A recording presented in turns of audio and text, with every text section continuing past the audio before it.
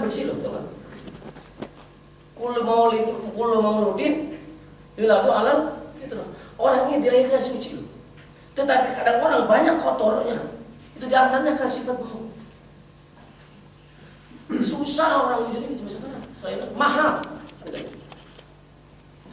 Antum kalau berjalan ini, orang jujur ini banyak, orang jujur ini dipercaya. Tapi kalau orang bohong, nggak bakal dipercaya. Hati-hati. Makanya jangan bohong. Lawannya sidik apa? Tahu nggak? Lawannya sidik apa?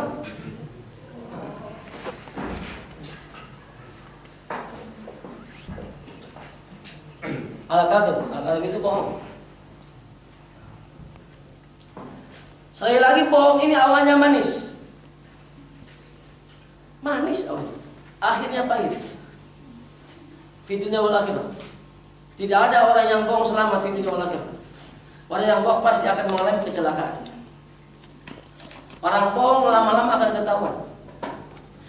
Dan yang paling bahaya, orang bohong akan disiksa oleh Allah. Siksanya diantaranya di dunia. Allah akan siksa di dunia diantaranya apa? Dengan diberikan keresahan. Orang yang bohong pasti akan resah hidupnya.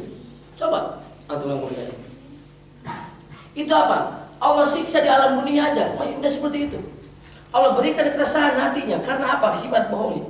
Belum di akhirat, baru di dunia. Orang bohong ini, tukang bohong, gak bakalan tenang hidupnya. Coba. Selalu ketakutan, selalu gelisah. Coba antum bohong. Lama-lama antum ketemu ini takut ketahuan, ketemu ini takut ketahuan. Karena apa ini? Fa innal kadzba yahdi ila su. Karena sesungguhnya apa? Bohong yahdi ila su.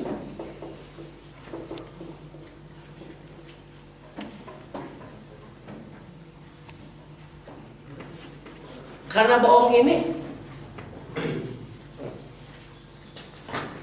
bohong ini membawa seorang kepada kejelekan. Hei, antum ngedengerin anak? Ada pertanyaan atau pertanyaan? Lanjutin ya.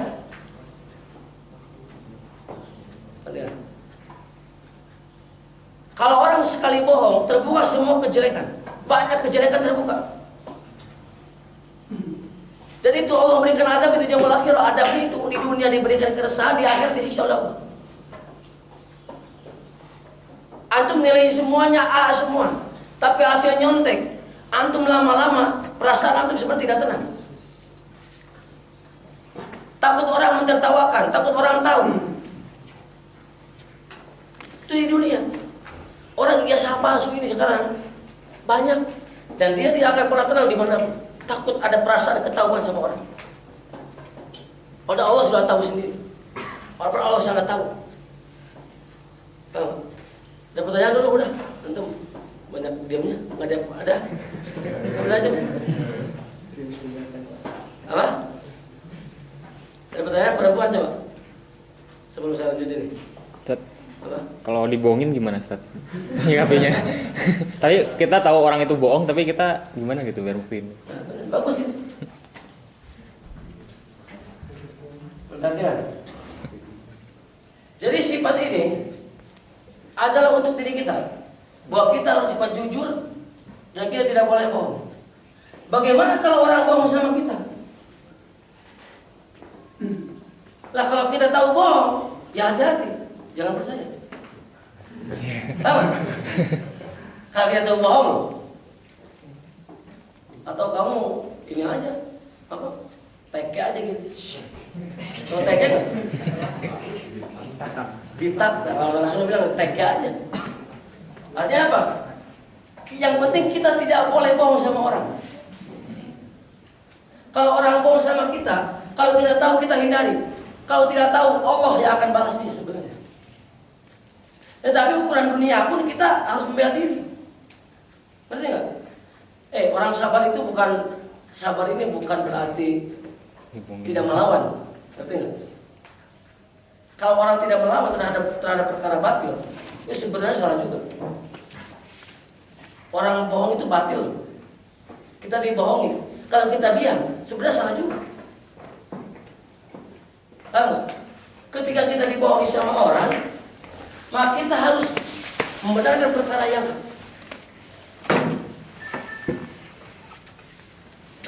ngerti nggak? Jadi kalau orang bohong, kalau kita tahu, hindari aja dan jangan percaya. Yang penting kita tidak boleh bohong sama orang. Kalaupun orang bohong, kita tidak tahu, Allah akan membalas dia. Tapi kalau kita tahu, kita ingatkan mereka. Tahu? Itu penting. Ada lagi? Ada ya? Perempuan ada pertanyaan nggak? Hah?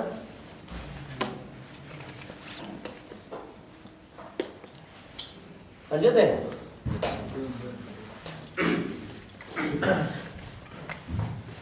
Saya tuh awal datang ke sini tuh langsung kaget. Ini ada acara apa ya? Biasanya pengajian kan sedikit tuh. Tapi alhamdulillah antum ini mudah-mudahan selanjutnya seperti ini. Semangat nggak antum ngaji?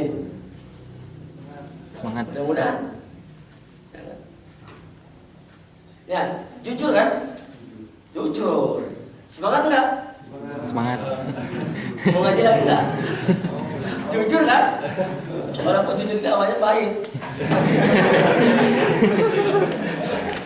Iya.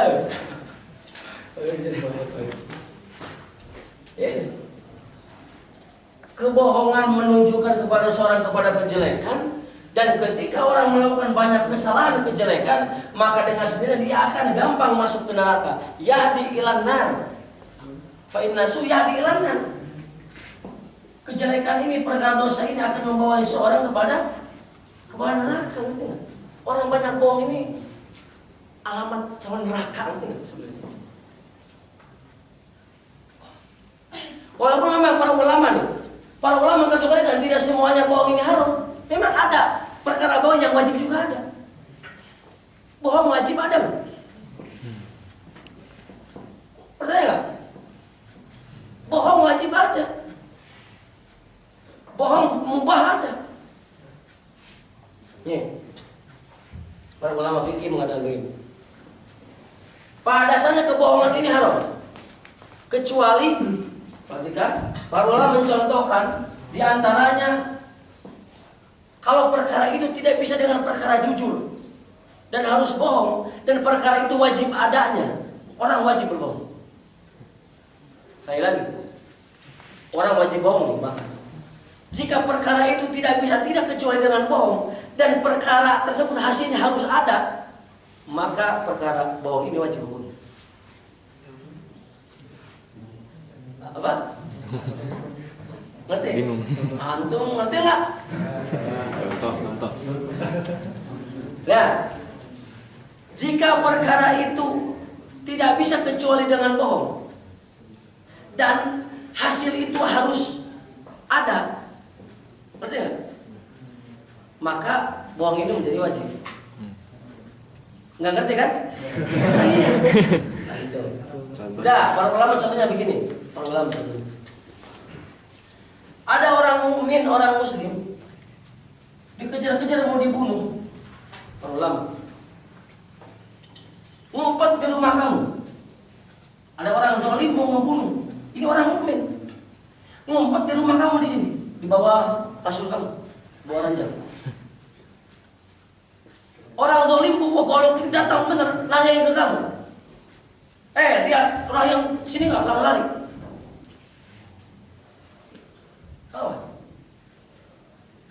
Antum ini wajib bohong kalau kayak gitu. Ngerti nggak? Antum harus bohong, nggak ada gitu. Karena apa? Kalau antum jujur, mati orang mukmin ini.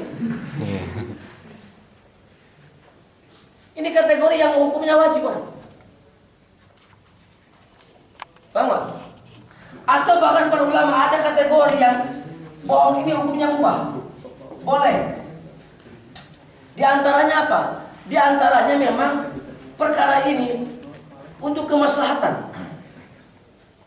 Para ulama mencontohkannya begini. Ada orang bermusuhan nih, ini penting. Orang bermusuhan antara dua orang ini, kamu sebagai pendamainya. Kamu datang ke si A ini, ke si A. Kamu bilang, A, udahlah saling maafin aja. Si B itu udah mau maafin kamu kok. Padahal kita belum ngomong sama si B nya, ngerti nggak? Si B itu udah maafin kamu kok. Dia bilang kalau kamu maafkan, dia juga mau maafkan. Padahal kita belum ngomong nggak sama si B nya. Oh iya kalau begitu, udah saya siap memaafkan. Kita datang lagi sama si B. B, udahlah, dia kok udah memaafkan kamu loh. Akhirnya kedua orang yang bermuasa ini menjadi baik. Dengan adanya bohong, tapi bohongnya untuk kemaslahatan. Tahu? Di pada semua kebohongan ini haram. Perhatikan. Antum jangan sampai mengaji ini tahu mana yang mubah, mana yang yang wajib ini bohong. Antum tiba-tiba dengan banyak alasan antum bohong. Pada untuk kemaslahatan ini. Awas, hati-hati antum menyambungkannya. Hati-hati nih. Ini bohong. Bahaya orang bohong ini. Banyak orang bohong celaka. Anak cerita nih. Di Sudirman ini, anak kan dulu rumahnya di Sudirman nih ceritanya. Tahu Sudirman nggak? Dari Sudirman. Kota itu loh. Tahu nggak? Kamu orang kampung, orang kampung. Benar. Ada orang suka bohong, suka bercanda bohong terus. Dia kan punya mobil. Sekali-kali dia bohong. Pas malam-malam itu pas habis pengajian dia datang. Pak, besar, itu mobil saya kebakaran. Ya, orang yang ngaji ini bubar semua ke jalan raya. Mana? Ternyata mobilnya masih baik-baik aja. Bohong kan? Langsung orang-orang marah. Pak, kamu bohong dasar. Sampai ketika malam berikutnya dia bilang, lagi ngaji. Pak, Ustaz, itu ada bayi yang dibuang. Tujuannya bercanda, ngerjain. Orang-orang yang ngaji berhenti semua. Yang ngaji berhenti semua ke jalan, nggak ada bayinya, dibohongin, parah. Tapi karena kebiasaan seperti itu, orang-orang sudah tahu, masyarakat sudah tahu dia itu suka bohong, suka bercanda. Kena batunya. Ini orang bohong. Benar, suatu ketika mungkin malam berikutnya, seminggu kemudian dia datang, benar serius, kelihatannya. Tapi orang-orang sudah nggak percaya, disangkanya bohong. Tolong dong, mobil saya itu ketabrakan, mobil saya kebakaran, benar. Orang-orang ketawa aja, wah kamu bohong lah kayaknya. Dia bilang benar serius, orang-orang nggak percaya. Ngaji aja terus sudah. Pas beres ngaji orang-orang penasaran. Ya. Pas beres ngaji orang-orang penasaran. Bener lihat ke jalan raya ini, udah habis semua mobilnya. Bayangkan gara-gara apa? Karena dia suka bohong. Ini penting. Antum sekali bohong, orang nggak bakal percaya. Perhatikan. Antum ngerti nggak nih? Antum ngomong. Iya.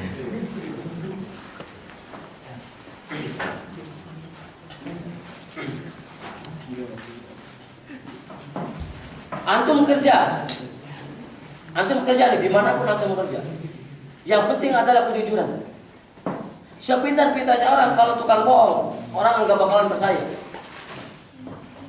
Ini penting. Sebodoh-bodohnya antum, kalau antum jujur, orang menghargai antum. Sebodoh-bodohnya antum jujur sama orang, setiap orang siapapun. Antum kerja, sebodoh-bodohnya antum jujur, orang akan menghargai antum. Sepintar-pintarnya engkau nih, kau anggap IP-nya bagus semua, nilainya A semua, pinter, tapi antum suka bohong, orang tidak akan menghargai antum. Pentingnya orang jujur itu.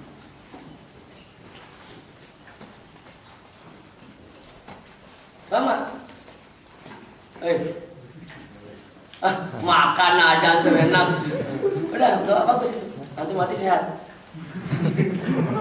Aja, ada pertanyaan lagi? Ada pertanyaan enggak apa?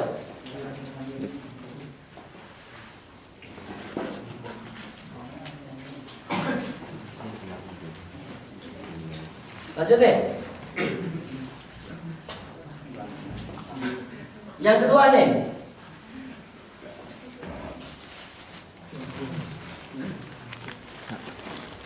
Sifat wajib bagi Rasul ini, yang pertama adalah jujur benar.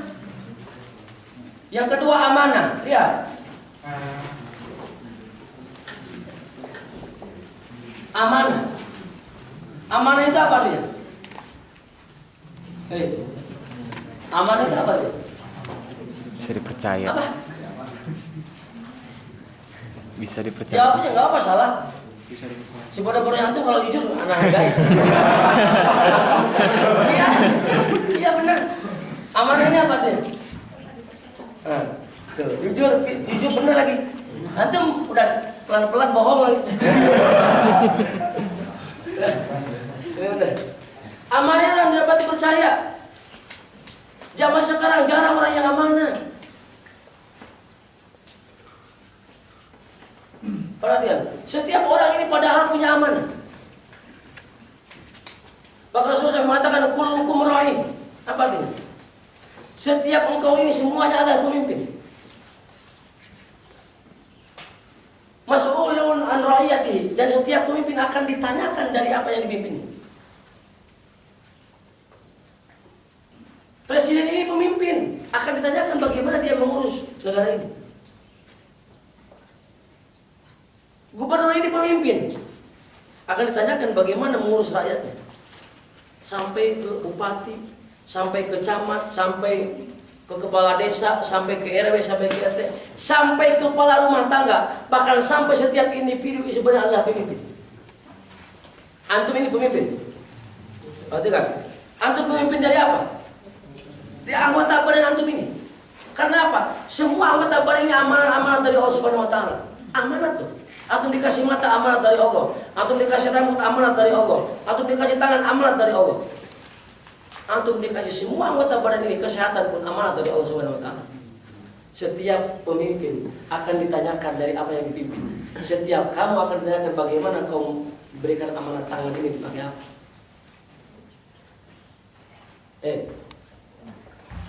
Tangan itu pakai apa sekarang? Tiap hari. Pernah megang perempuan? Pernah? Megang ibu, megang adik. Awas. Akhwat deh. Perhatikan, kalau mereka ini megang kamu belum akad, tempelin aja.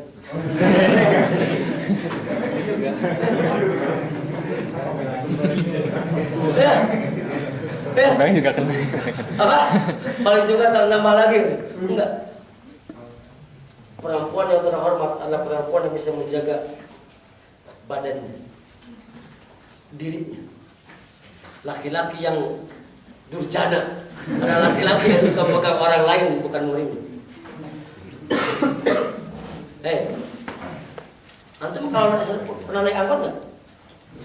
Nah, Suka dengan sengaja ke perempuan gini-gini kan? nggak gitu juga. Antum tidak amanat. Antum tidak aman, tidak bisa menjaga tangan antum. Itu pelamat dari Allah. Allah akan menanyakan bagaimana kelakuan tangan ini ketika dalam dunia. Dipakai perkara hak atau dipakai perkara batil. Kamu akan tersiksa. Allah akan menyiksa kamu gara-gara kamu tidak bisa menjaga amanat tangan ini. Amanah, lebih dipercaya.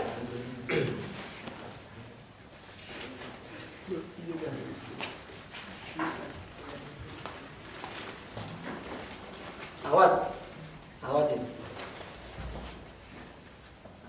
Kehormatan diri ini tergantung kita sendiri. Kita menghargai diri sendiri, melindungi diri sendiri dengan cara melakukan perkara yang hak. Sedikit-sedikit kita mengikuti perintah agama, walaupun tidak semuanya orang bisa langsung. Ya kan? Pelan-pelan, sedikit-sedikit. Dari hal yang terkecil pun antum boleh melakukan perkara agama. Orang langsung jadi soleh itu jarang. Laki-laki itu sama sih banyak. Minimal yang wajib dilakukan, yang haram ditinggalkan. Minimal itu loh. Yang perhatikan. Ini amanah. Orang zaman sekarang susah cari orang yang yang amanah ini yang dipercaya susah. Makanya akhir zaman ini kata Rasulullah, akhir zaman ini tadi banyak ngomongnya, sedikit yang pintarnya. Bahkan ada lagi ciri akhir zaman kata Rasulullah, katsirun su'aluhu, qalilun mu'tuhu. Ini akhir zaman. Banyak mintanya, jarang ngasihnya. Coba zaman sekarang, orang pengennya diberi loh, itu enggak? Mental umat Islam zaman sekarang pengennya diberi. Padahal harusnya mental umat Islam ini harusnya inginnya memberi, ngerti enggak? Bukan minta.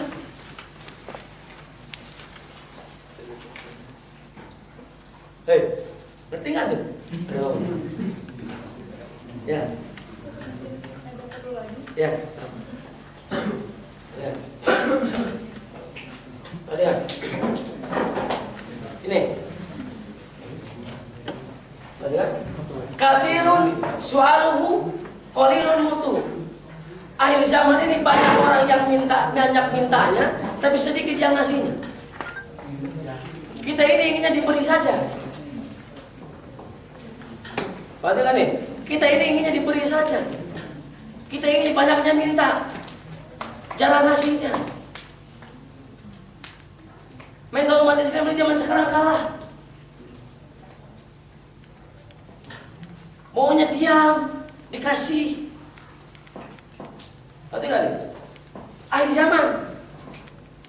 Maka Rasul mengatakan di akhir zaman ini ilmu ini adanya ditunggangi oleh hawa nafsu. Akhir zaman banyak ilmu tapi ditunggangi oleh hawa nafsu.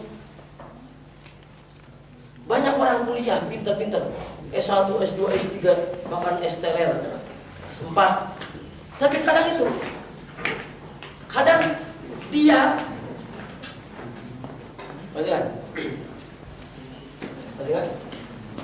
kadang apa? Kadang ilmunya ditunggangi oleh hawa nafsu.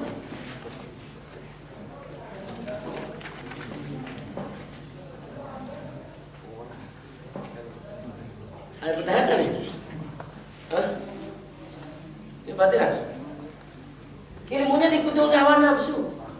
Sehingga apa? Sehingga itu semakin tambah ilmu seperti orang bodoh malah. Apa buktinya? Saya mengatakan kelakuannya semakin jelek. Kelakuannya semakin bobrok. Ya kan? Semakin berani. Semakin berani sama agama. Coba antum, anak-anak nih, antum nih. Semakin antum kuliah malah kelakuan itu semakin jelek, kan? Ya. Wajah semakin baik antum. Dengan waktu SD ya. Siapa anak SD? Jarang bohong, ya kan? Jarang maksiat, ya kan? Anda semakin tambah usia, semakin tambah ilmu, Anda semakin tambah dosa. Harusnya semakin tambah ilmu ini, orang semakin berhati-hati dalam melakukan maksiat. Semakin banyak meninggalkan maksiat harusnya. Karena tambahnya ilmu. Permasalahannya ini, karena ilmunya ditunggangi oleh hawa nafsu, sehingga orang zaman sekarang semakin tinggi kuliah, semakin tambah ilmu, kelakuannya semakin jelek. Aneh. Atau sama orang tua kan banyak lawan teman sekarang. Banyak lawan sama orang tua. Waktu SD antum jarang ngelawan sama orang tua. Sekarang orang tua bisa dimarahi sama antum. Ya kan? Masa kuliah di ITB marahin orang tua? Kata orang tuanya, mendingan kamu masuk lagi ke perut ibu daripada kayak gini. Artinya apa? Mungkin anaknya semakin dewasa, semakin tinggi kuliahnya, semakin tambah ilmunya, malah kelakuannya semakin jelek. Akhir zamannya seperti itu, ilmunya ditunggangi oleh hawa nafsu.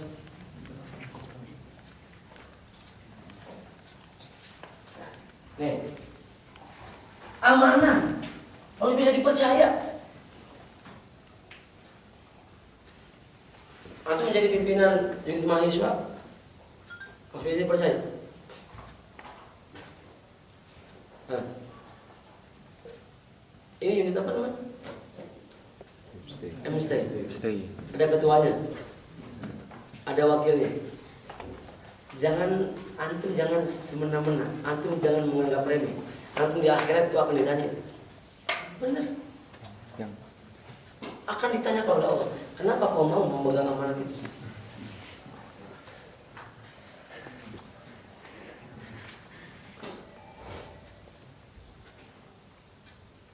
Ustaz, saya bukan pengurusnya.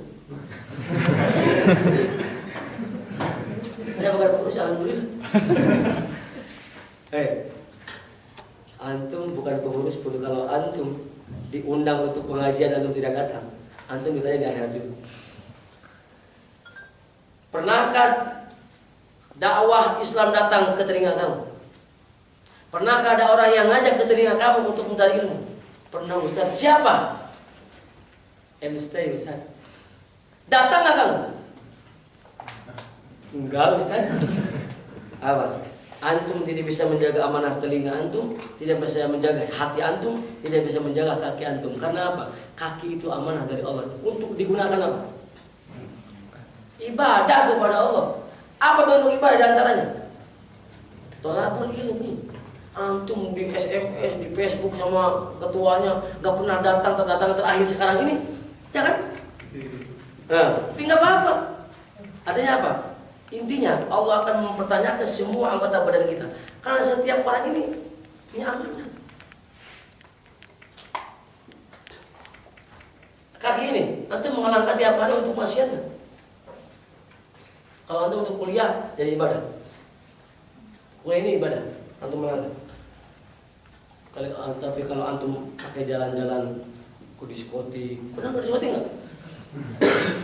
Main ke dapur nongkrong lihat cewek, sengaja lihat cewek bener tujuannya, ya kan? Bukan untuk belanja, untuk apa-apa. Antum ditanya sama ini. Setiap orang, sekali lagi, setiap orang ini adalah pemimpin. Akan ditanyakan dari apa yang dipimpinnya. Kepala rumah tangga antum udah nikah kan semuanya? Antum ditanyakan dari anak dan istri kamu. Siapa yang pernah nikah? Ayo, ya udah nikah, ada kan? Oke, udah nikah belum? Belum? Ini istri dua kan?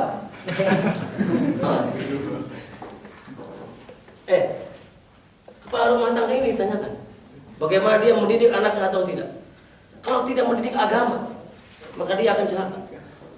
Bahkan ada riwayat orang ketika mau masuk surga, orang masuk surga, sebelum dia masuk surga ditarik sama anak sama istrinya. Dia menuntut, ya Allah, sampai dia ini jadi riwayat. Ya Allah, aku tidak rela suamiku ini masuk surga sementara aku masuk neraka. Kenapa tidak rela? Karena aku masuk neraka ini gara-gara dia di dunia ini tidak pernah mengajar aku tentang agama. Tidak pernah suamiku ini mengajak aku untuk sholat. Tidak pernah suamiku ini mengajak aku untuk ngaji. Aku tidak rela suamiku masuk surga, aku masuk neraka. Kenapa kan ya Allah bareng dengan aku? Bayangkan. Kalau tidak bisa menjaga amal akan seperti itu. Antum nih, antum punya adik, antum punya kakak, antum punya orang tua. Antum kuliah ini amanat bukan? Antum kuliah ini amanat bukan dari orang tua? Anak tanya. Antum tiap hari tidur awas, kuliah malas. Ngapain nggak pernah? Ya kan? Uang yang dikasih itu sama orang tua, tapi antum malas kuliahnya. Artinya apa? Antum tidak bisa menjaga amanah orang tua. Antum akan dituntut di akhirat nanti. Ketika antum mau masuk surga, seandainya antum takwa nih, antum mau masuk surga, ditarik sama orang tua kamu. Aku tidak rela orang ini masuk surga. Karena apa? Ketika dia kuliah mendapatkan amanat dariku, dia menyia-nyiakan amanat ini. Antum masuk neraka pada akhirnya. Amanat loh. Tidak. Awak antum harus sadar loh, antum ini menganggap amanat dari orang tua. Ya kan? Antum dikasih uang sama orang tua untuk apa? Antum dikasih uang sama orang tua untuk apa? Untuk apa? Untuk kebutuhan antum kan? Untuk kontrakannya, untuk makannya, untuk minumnya. Bukan untuk bayar kuliahnya.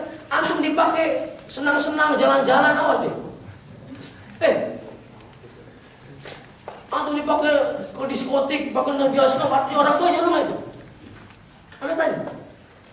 Nyuruh nggak orang tua Antum nih uang untuk nonton ke bioskop, ini orang nonton untuk konser apa ini untuk main ke dago, enggak kan?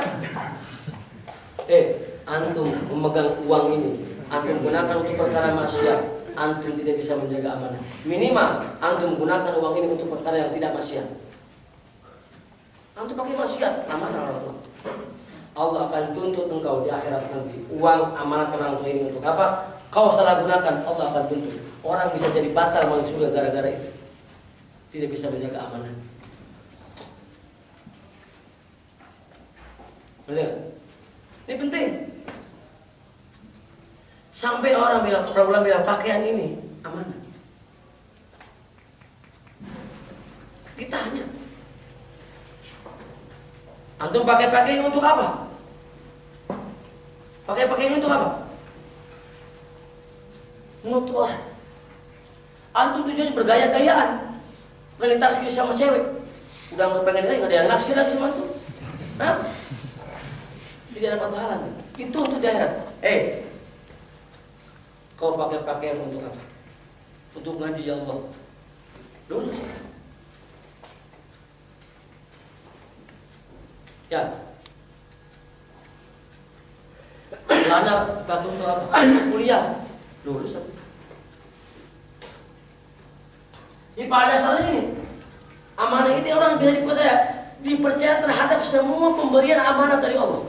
Antum melakukan, antum salurkan terhadap sesuatu hal yang tidak maksiat minimal. Ngerti nggak? Tidak maksiat. Kalau antum melakukan perkara maksiat, antum dituntut sampai kapan? Paham? Ini amanah. Lanjut. 3, ini penting. Yang ketiga adalah lihat sifat wajib para rasul ini apa? Apa? Tabligh ini apa nih? Menyampaikan. Setiap nabi dan rasul pasti punya sifat tabligh. Tidak mungkin menyembunyikan perkara yang diberikan, yang diturunkan oleh Allah. Kewajiban kita pun sama. Para rasul ini hanya menyampaikan. Saya lagi, para rasul ini hanya menyampaikan, tidak bisa memberikan hidayah. Para rasul tidak menyembunyikan terhadap sesuatu ajaran apapun yang datang dari Allah. Semuanya dikasihkan. Disampaikan semuanya pada umatnya. Tetapi sampai Rasul pernah mengatakan, aku ini hanya sebagai mubaligh, hanya sebagai penyampai. Tetapi aku tidak bisa memberikan hidayah kepada setiap orang. Kita ini kewajiban kita kata Rasulullah, man ra'a minkum munkaran falyughayyirhu biyadihi. Kewajiban kita ini dalam kenyataan hidup ini ada kewajiban yang namanya dakwah. Setiap orang hanya menyampaikan perkara agama, masalah mau atau tidak, itu bukan urusan kita, urusan Allah. Hanya menyampaikan juga sih. Jarang, jelek juga orang memaksakan kehendak. Jarang jelek, agama tidak seperti itu. Kalau Rasulullah zaman dulu mengajak orang-orang Quraisy, orang-orang kafir Quraisy, tidak dengan memukuli. Orang Islam kan bukan. Enggak. Hanya menyampaikan siapa Tuhan kita. Hanya menyampaikan bagaimana ajaran umat Islam. Bagaimana Rasul hanya menyampaikan, mengajak kepada orang untuk beriman kepada Allah. Hanya menyampaikan. Tidak juga memaksakan seperti zaman sekarang kan orang kayak yang memaksakan, ngerti nggak? Memaksakan dalam artinya sampai adu fisik itu dari nafsunya, bukan atas nama agama, tapi sebenarnya karena nafsunya. Orang zaman sekarang atau orang Islam banyak yang perang, ngerti nggak? Atau di TV itu kan banyak. Di Indonesia ini banyak kan yang perang. Perang apa? Coba. Atau di Facebook itu perang semua kan. Anak ITB itu ada ngerti pusing sama baca itu. Udah semuanya nggak tahu agama, ya kan? Ngarang-ngarang dengan otaknya sendiri, merasa paling benar. Apa coba itu? Nafsu bukan? Nafsu bukan lagi. Udah nggak berilmu, menyalahin orang lain dengan karangan otak sendiri, tidak ada dasar agamanya, sampai marah-marah, goblok-goblokan, apa coba? Kafir-kafiran, kamu kafir, aku kafir juga. Ya harusnya gitu, orang yang bilang kafir kan kafir duluan. Ngerti nggak? Aman tuh ada nggak? Orang yang bilang kafir, yang kafir siapa? Yang ngomongnya dulu. Tidak harusnya kamu bilang, kamu kafir, aku duluan. Harusnya begitu. Iya. Harusnya kan begitu Rasulullah. Kenapa Rasulullah? Yang bilang kafir kata Rasulullah, yang bilang kafir sama orang lain, yang pertama kafir itu bukan orang lainnya. Siapanya? Orang yang bilang kafirnya. Antum bilang sama orang kafir, antum duluan yang kafir sebenarnya. Selama dia masih iman, masih Islam, antum bilang kafir. Paham gak? Ini penting. Permusuhan dalam Islam. Tablik menyampaikan aja, gak usah marah. Bahkan pernah katakan cirinya nafsu ini, kalau dia dinasihati marah. Anda pernah dinasihati sama orang gak? Perkara agama, perkara kebenaran, marah nggak tuh? Pernah tersinggung nggak? Itu nafsu kalau anda seperti itu. Teman anda bilang, jangan tidur terus, kuliah. Antum marah. Rumah saya ya tuh. Orang bilang, tergantung saya aja lah. Kamu kok ngomong orang lain? Itu nafsu artinya. Ketika diberi nasihat, orang malah marah. Perhatikan nih. Bahkan ketika memberi nasihat, marah juga.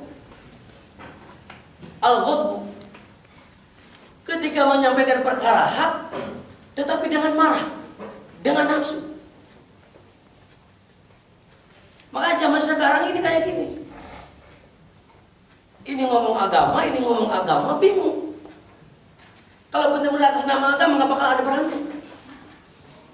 Ya kan? Kan ini atas nama agama. Ini atas nama agama. Ya kan? Lah, kalau sekarang ini atas nama agama, ini atas nama agama tiba-tiba saling marah-marah sampai berantem, artinya apa? Yang berjalan adalah nafsunya, bukan akal sehatnya. Pertanyaan?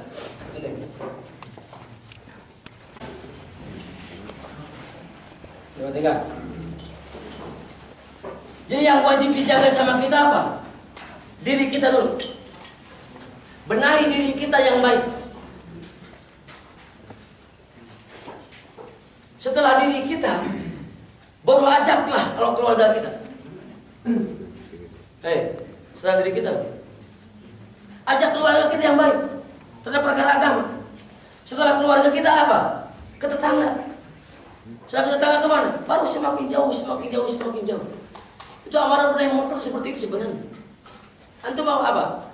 Islam ini berkembang di Indonesia awalnya Rasulullah, keluarganya, tetangganya. Coba, ya kan? Sampai ke Jazirah Arab semuanya sampai ke Indonesia. Orang zaman sekarang dakwah ini tabligh ini tidak seperti itu. Mengalami kemunduran kata para ulama. Karena apa? Karena zaman sekarang tablighnya, dakwanya yang diutamakan adalah orang lain. Coba. Yang diutamakan adalah orang lain, bukan dirinya dan keluarganya. Sehingga banyak orang zaman sekarang pergi kemana tujuannya dakwah, keluarga sini nggak sholat. Coba. Keluarga sendiri nggak pernah sholat, istrinya nggak pernah sholat, anaknya nggak pernah sholat, dia dakwah ke orang lain terus menerus. Islam ini padahal ibda binafsik, mulai dari diri sendiri dan keluarganya. Ku anfusakum wa ahlikum, naruh diri dia dan keluarganya dulu. Tahu nggak? Dirinya dan keluarganya akan itu Al-Quran loh. Ku anfusakum wa ahlikum. Naruh. Zaman sekarang kadang kita sama orang lain dulu.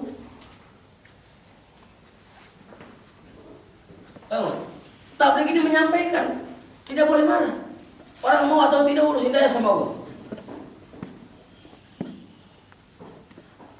Ini antum pernah baca ada Al-Quran, surat Al-Quran itu ada Al-Quran ayat itu mengatakan di suatu ketika Rasulullah, pamannya Rasulullah siapa?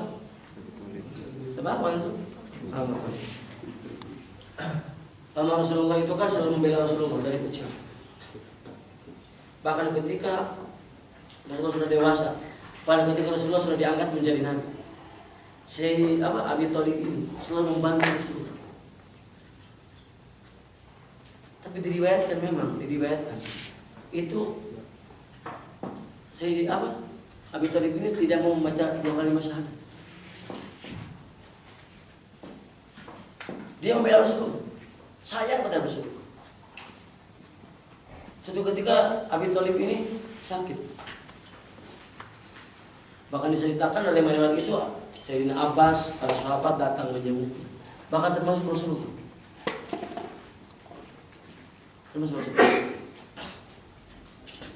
Para sahabat sampai menyuruh kepada Abi Thalib ini membaca 2 kalimat syahadat.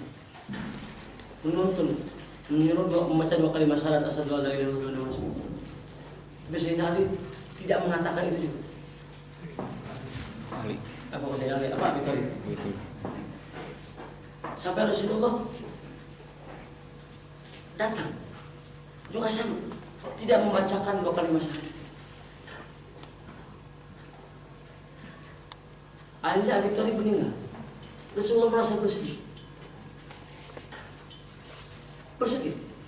Dalam asal usul seperti itu Rasulullah bersedih. Kalau bahasa ya Allah, aku ini sangat cinta terhadap Abi Thalib. Tapi kenapa Abi Thalib tidak mau membaca 2 kalimat syahadat? Sampai turun ayat Al-Quran. Ayat Al-Quran itu begini. Innaka la tahdi man ahbabta walakinnallaha yahdi man yasha. Sesungguhnya engkau wahai Muhammad la tahdi man ahbabta. Kau tidak akan bisa memberikan hidayah kepada orang-orang yang engkau cintai. Walakinnallaha yahdi man yasha. Tetapi Allah yang memberikan hidayah kepada orang-orang yang Allah kehendaki. Artinya apa? Tugasnya kita juga adalah hanya menyampaikan masalah hidayah, mau atau tidak kembalikan kepada Allah. Jangan marah kalau orang tidak mau. Tahu? Jangan marah. Tapi kalau dalam hati menolak perkara kemungkaran harus. Tahu? Jadi ketika ada melihat kemungkaran, yang wajib itu adalah awalnya adalah fayughiru biyadi, ubahlah tangan. Para ulama mengatakan ubah tangan itu dengan kekuasaan. Kalau anda punya kekuasaan, setelah itu apa? Kalau anda tidak punya kekuasaan, tidak mampu bilisani dengan lisan. Setelah dengan lisan apa? Dengan hati antum menolak dalam hati. Ketika antum melihat kemungkaran, antum tidak boleh ridho. Ketika antum melihat kemaksiatan, antum tidak boleh ridho. Dalam hati tetap menolak bahwa itu adalah maksiat, tidak boleh. Kalau antum mampu dengan ucapan, antum ucapkan. Hati ini termasuk paling lemahnya iman, tapi orang masih ada imannya. Kenapa disebut masih ada imannya? Karena orang tidak menghalalkan terhadap sesuatu hal yang haram. Kalau orang sudah berani menghalalkan perkara yang haram, maka kategorinya adalah murtad. Kategorinya murtad. Kalau antum sudah berani menghalalkan perkara yang haram, paham gak? Ini penting. Sekali lagi tugas kita hanya menyampaikan, tetapi antum mikir juga kalau antum disampaikan sama orang perkara agama, antum mikir juga kalau antum nggak berubah-berubah, ngerti nggak? Ya kan? Kewajiban orang itu kan menyampaikan. Sementara kita nggak pernah menyampaikan sama orang, kita hanya disampaikan sama orang. Orang sama kita ngomongin agama, kita dengar perkara agama. Kalau antum nggak masuk ke hati, aneh juga, ngerti nggak? Jangan nunggu hidayah, salah juga. Ustaz, anak belum mulai hidayah jadi nggak bisa ngaji. Salah juga, itu bahaya tuh. Kayak gitu. Ibadah ini perlu dipaksakan dulu, ngerti nggak? Hakikatnya adalah Allah yang berikan hidayah. Tapi secara zuriyah, secara syar'i orang wajib berikhtiar untuk melakukan perkara yang baik dan melanjutkan perkara yang munkar. Wajib berikhtiar, berusaha semaksimal mungkin. Tidak antum salah kalau antum, misal anak belum dapat hidayah sehingga anak malas ngaji. Tahu antum? Salah itu kayak gitu. Ayo berjamaah, Ustaz, udah dapat hidayah. Awas yang kayak gitu. Salah itu. Kewajiban kita dipaksakan dulu. Harus apa? Dipaksakan dulu ibadah ini. Orang bisa merasakan nikmatnya ibadah karena dipaksakan dulu. Antum nggak percaya coba. Antum pernah sholat duha nggak? Apa pernah sholat duha? Laki-laki pernah sholat duha nggak? Istiqomah nggak? Coba antum kalau nggak percaya rasakan. Antum sekarang nggak bisa istiqomah sholat duha, seandainya kadang sholat kadang nggak. Antum tidak merasakan bagaimana nikmatnya sholat duha, benar? Kalau antum kadang iya kadang enggak, biasa-biasa aja meninggalkan.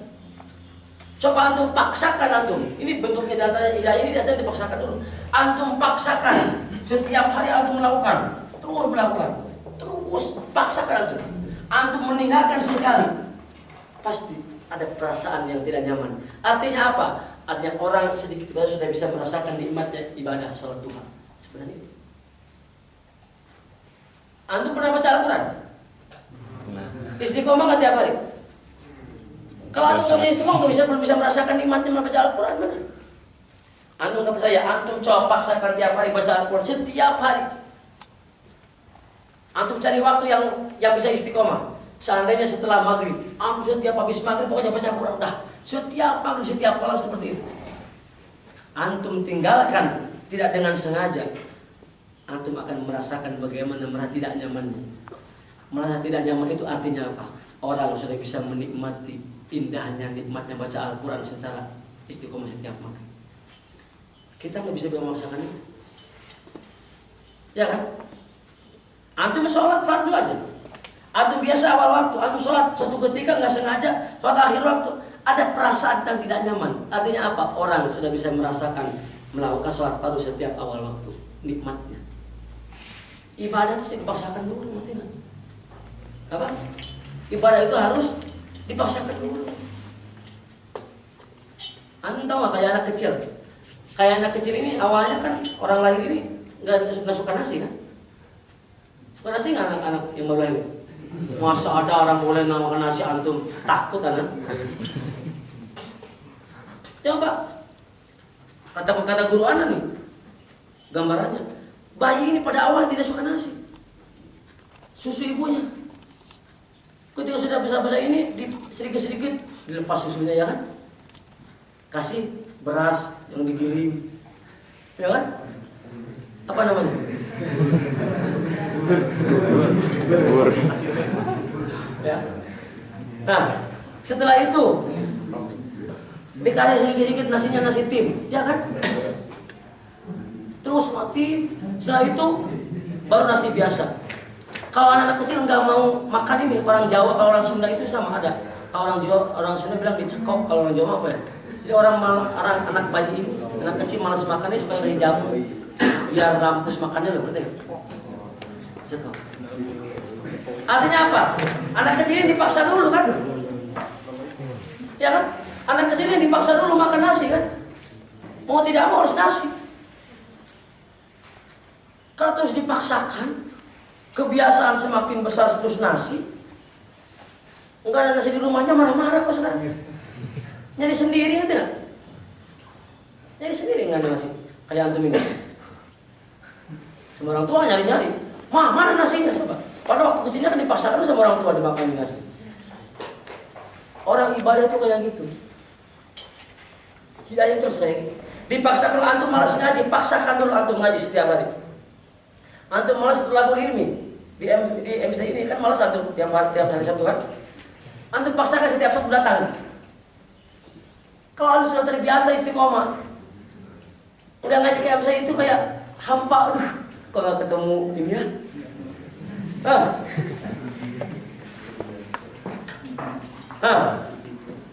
Ibadah ini dipaksakan dulu antum.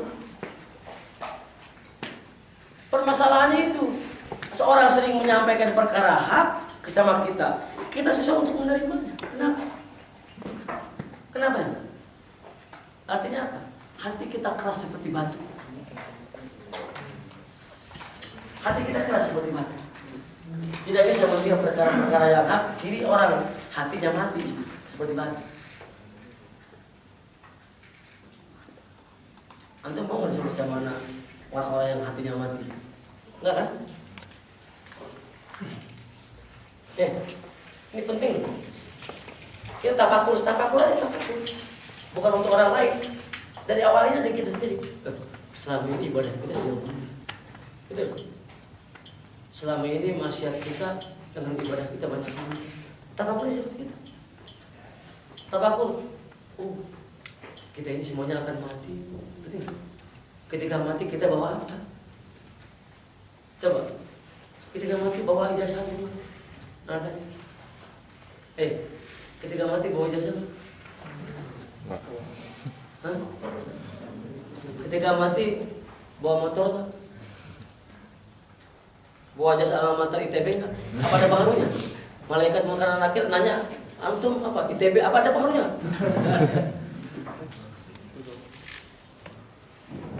Apa yang menjadikan manfaat sama antum ketika mati? Amal soleh. Amal soleh itu harus dipaksakan dulu. Harus dipaksakan dulu sama kita. Ikhtiar semaksimal mungkin amal soleh ini harus dipaksakan dulu. Kalau antum tidak bisa memaksakan itu, nauzubillah, jangan sampai antum keburu mati, amal soleh antum sedikit. Jangan sampai keburu mati. Mbak masih hidup, mbak antum masih muda, antum masih dikasih uang sama orang tua, iya kan? Antum tenaga masih besar. Jangan sampai antum keburu mati, nauzubillah, kita keburu mati sementara amal-amal kita sangat sedikit dibandingkan dengan perkara maksiatnya. Apa yang akan menang antum? Kalau antum banyak maksiat, kalau kita banyak maksiat, apa yang menang kita di akhirat nanti? Celaka. Antum masih muda ini, jangan nunggu tua. Nunggu tua nggak? Kayak mau sampai tua aja kamu hidup. Ya kan? Nunggu tua, nunggu nikah. Kayak yang tahu aja bakal hidup tahun depan antum. Artinya apa? Ketika orang menyampaikan perkara agama, kita terbuka hati kita, paksakan untuk menerima perkara yang hak. Ngerti nggak? Orang tawadhu itu seperti itu, hatinya selalu menerima perkara hak dari siapapun. Tidak pandang bulu, selama kata-katanya baik, kata-katanya benar, orang harus menerima itu. Paham nggak? Lanjut. Ada tanya? Tanya. Kalian tanya? Lanjut. Ini, tapi gini. Makanya Rasulullah mengatakan balighu anni walau ayah. Sampaikanlah dariku walaupun satu ayat.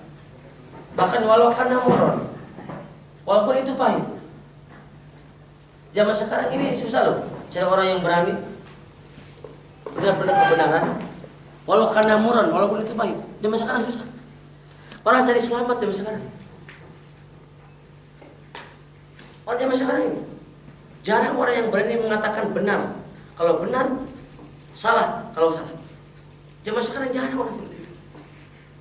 Orang cari selamat. Karena apa? Ketakutan sama manusia, ketakutan sama makhluk.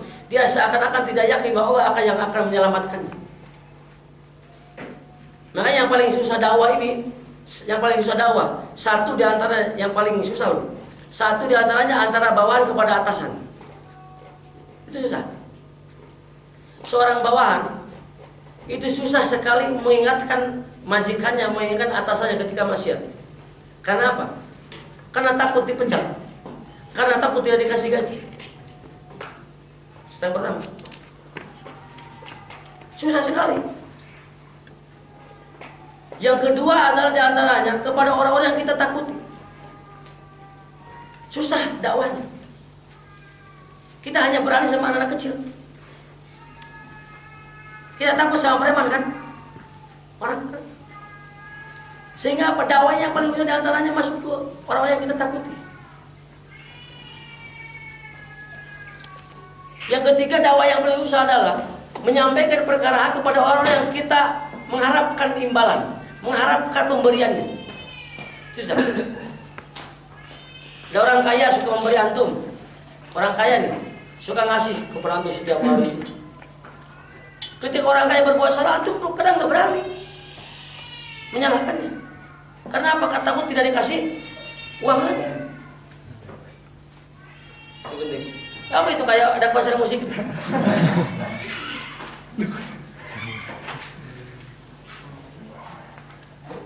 Ada pertanyaan lagi nggak? Apa jangan dulu lah, jangan dulu. Karena capek ngomong terus. Ayo. Gali ada pertanyaan? Coba. Kan apa ya, Al-Quran yang biasa kita baca umumnya terjemahan Indonesia gitu.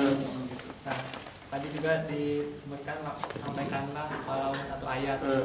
Kadang kita kan udah baca terjemahannya nih, terus kayaknya merasa apa ya, udah tahu gitu maknanya. Jadi kita misalkan sering menggunakan ayat itu untuk filter orang, meskipun padahal belum tentu apa yang pemahaman kita tuh benar gitu, mungkin tafsirnya. Itu gimana sih? Menyampaikan walaupun satu ayat.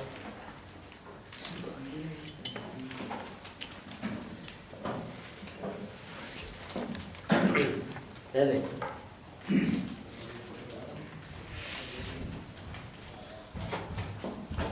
sampaikanlah walaupun satu ayat. Bahasa ayat di sini sebenarnya tidak terkhusus terhadap Al-Quran, ayat Al-Quran. Kata ayat ini sebenarnya tak ayat ini.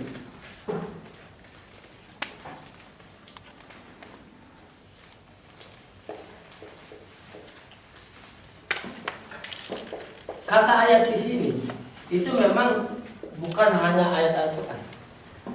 Bahkan secara luas ayat ini bisa diartikan satu ayat ini sebagai tanda, dua ajaran, jadi maknanya banyak. Jadi intinya Rasul menyuruh kepada kita menyampaikan walaupun hanya sedikit, maksudnya walaupun hanya sedikit ucapan kita, ajaran, risalah yang diturunkan oleh kepada Rasulullah, masih termasuk Al-Quran, termasuk hadis, atau hanya maknanya. Ngerti? Bagaimana kalau kita ada perbedaan dengan orang maknanya, gitu kan? Ya nggak apa-apa, perbedaan itu biasa. Yang penting kita sampaikan pemahaman kita ya, menurut kita yang benar, ya kan? Masalah orang akan menolak, orang berbeda pemahaman, ya nggak apa-apa. Yang penting kewajiban setiap orang individu umat Islam menyampaikan perkara kebenaran, apa yang dianggap benar berdasarkan Al-Quran dan hadis. Ngerti nggak? Ketika disampaikan jangan begitu. Orang bilang, oh nggak apa-apa, ini kan ini seperti ini. Ya udah, nggak apa-apa kan? Yang penting kewajiban kita adalah menyampaikannya. Itu kali. Itu ya? Ada lagi? Ada nggak? Yang terakhir fatonah. Fatonah itu apa? Cerdas. Rasulullah ini cerdas. Lawannya apa? Baladah. Baladah itu bodoh. Rasulullah ini cerdas.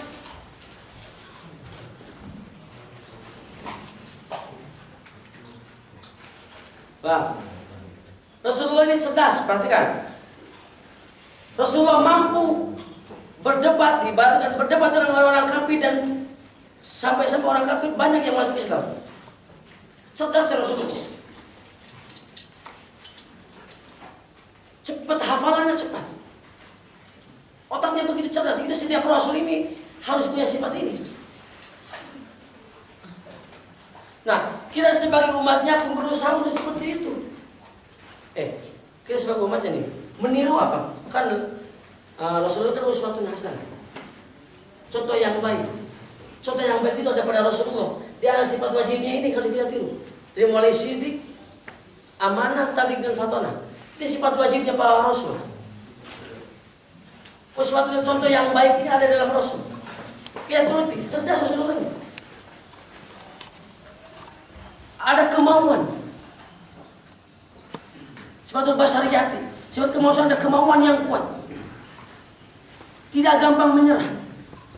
Rasulullah sabar. Rasulullah sabar. Nggak kayak kita.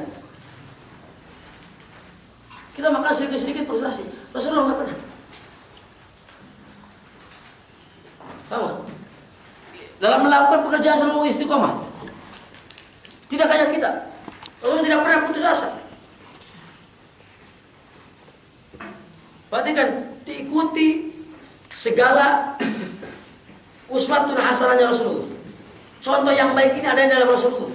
Antum makanya sekali agama seperti itu. Dalam masalah apa coba antum? Turuti Rasulullah. Pakaiannya, cara ucapannya, cara bekerjanya. Ketika Rasulullah dagang, jujurnya bagaimana? Perhatikan ini.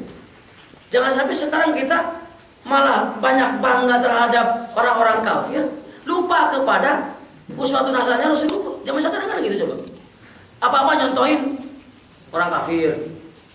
Bukan berarti nggak boleh. Penting. Tapi orang lupa bagaimana karakter kepribadian Rasulullah. Bangga terhadap orang-orang kafir zaman sekarang. Tuh lihat, masa orang-orang Amerika jujur-jujur, orang-orang kafir jujur-jujur. Masa umat Islam enggak? Kata siapa? Islam ini contoh kalau Rasulullah jujur, berarti enggak? Kitanya aja yang bisa mengikuti uswatun hasanah Rasulullah. Orang-orang lain ini maju, dagangnya maju, lihai. Rasulullah itu sebagai pedagang yang sukses. Kalau antum baca buku-bukunya riwayatnya. Sama, sampai 4 aja dulu. Ada pertanyaan dulu. Ini terakhir ya. Nah, nanti perhatikan semuanya. Kita nanti lanjut lagi ya, kali. Semester berapa? Semester depan. Nah, nanti mudah-mudahan antum nanti semester depan bisa terus hadir. Hadir nggak? Insyaallah. Jujur nih antum. Jujur apa antum? Satu. Yang kedua nih, antum kan beres ujian nih, rencananya antum pada pulang kan? Ya. Antum orang kota semua, ada orang kotanya nggak? Kayak doang. Enggak. Di sini ada orang kotanya nggak? Oh, cuma anak aja sendiri. Berarti kan?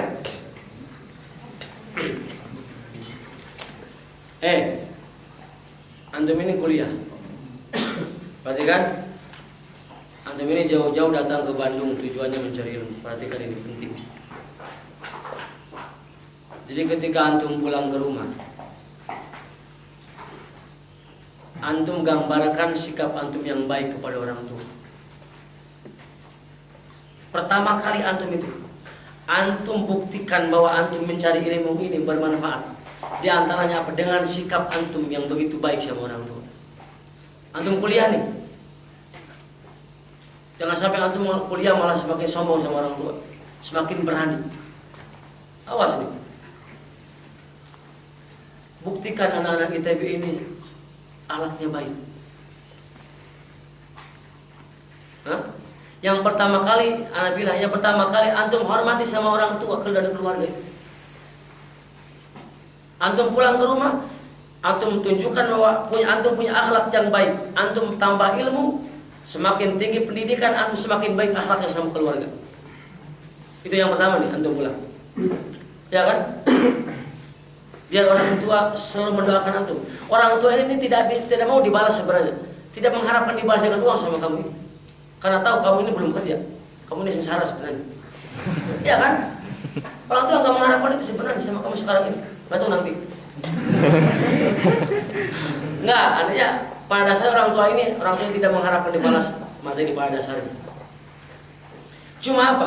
Orang tua akan merasa bahagia. Ini perhatikan. Orang tua akan merasa bahagia ketika melihat anaknya bersikap baik, akhlak yang baik aja udah. Antum di rumah dekat masjid ke rumahnya. Antum awas kalau ke rumah nggak pernah berjamaah ke masjid antum. Suka berjamaah di masjid nggak tuh kalau pulang? Sukanya pelan. Artinya ragu-ragu kan antum berjamaah. Orang tua bangga. Orang tua senang kalau lihat antum berjamaah. Antum pulang liburan tidur tiap hari, orang tua malah kesal, ngerti nggak? kamu ini di rumah kayak gitu, pulang aja ke Bandung, kayak gitu kan. Artinya apa? Kesel lihat kelakuan antum sebenarnya. Ini perhatikan nih penting antum. Sekali lagi, tunjukkan bahwa antum punya akhlak yang baik. Antum ngaji. Kamu, antum ngaji. Sopan santun sama orang tua yang baik. Jangan semakin sombong sama orang tua. Jangan semakin berani sama orang tua ini. Antum pulang ini, tunjukkan itu. Paham? Yang kedua tadi antum bisa berusaha berjamaah sholat ke masjid. Antum ini bermasyarakat. Orang tua antum lebih tua daripada antum kan umurnya. Iya kan? Ya. Artinya apa? Ini secara walaupun kematian ini nggak ada yang tahu. Tapi kebiasaan kita kadang yang tua ini lebih cepat matinya kan? Padahal nggak tahu kita itu sebenarnya. Antum ini penerus orang tua antum. Kamu ini penerus orang tua. Hidup di masyarakat. Antum turun ke masyarakat baik-baik. Berarti nggak? Berjamaah itu adalah salah satu solusi. Dia ada untuk hidup bermasyarakat, jangan sampai di masjid adanya. Di masjid adanya. Orang sibuk setiap hari. Kalau ke masjid, orang bisa silaturahmi. Antum sebagai pengganti orang tua, antum baru bisa seperti itu. Berarti nggak? Apa? Antum yang rajin di sini di rumah malah tidur terus setiap hari, awas itu. Liburan antum suka apa aja di rumah? Main game. Hari pertama. Ini tunjukkan hal yang perhatikan. Sholat berjamaah, ngaji Quran. Syukur-syukur antum pas liburan ini hatam Quran, bisa nggak? Awat bisa nggak? Lagi-lagi bisa nggak? Ini Ramadan kan antum masuk lagi apa habis Ramadan ya? Ya kan? Minimal antum pas liburan ini sampai pas masuk lagi hatam Quran bisa nggak? Bisa nggak hatam Quran? Bisa. Awas antum, bacanya Al-Ikhlas terus.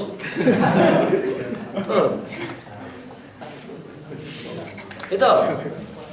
Jadi ketika liburan ini gunakan sebaik-baiknya waktu ini, perhatikan untuk ibadah kepada Allah. Ya. Tadi tunjukkan sikap kita yang baik, semakin tinggi kuliah, semakin tinggi pendidikan, akhlak kita semakin baik. Berjamaah sholat dan ngaji Quran itu 3 aja dulu tuh. Ingat-ingat itu aja dulu. Berakhlak baik terhadap orang tua, mau berjamaah sholat dan ngaji Al-Quran itu aja dulu antum. Jangan banyak-banyak. Mudah-mudahan antum doainnya mudah-mudahan antum pas masuk lagi ke ITB ini antum hatam Al-Quran. Ya kan? Dan doakan ketika hatam Al-Quran antum doakan orang tua. Antum bagus tuh. Ketika orang hatam Al-Quran doakan orang tua. Sama. Suka ngadain orang tua di sini? Antum. Sudah. Kalau antum gak pernah ngadain orang tua awas bahaya antum. Sayangnya sama orang tua itu diantaranya itu waladul sholihin jadi ulah, ya kan? Walaupun ketika hidup ini sama juga orang tua ini kamu doakan. Kamu sekarang tinggal di Bandung setiap habis sholat nggak pernah doakan orang tua, aneh. Harusnya minimal setiap habis sholat dan doain orang tua. Allahumma firli. Nah minimal antum itu setiap habis sholat. Ya. Mungkin berapa itu. Sekarang pertemuan terakhir, alhamdulillah banyak. Kemarin juga banyak sebenarnya, cuma banyak ajaran dikit. Assalamualaikum warahmatullahi wabarakatuh. Waalaikumsalam warahmatullahi wabarakatuh.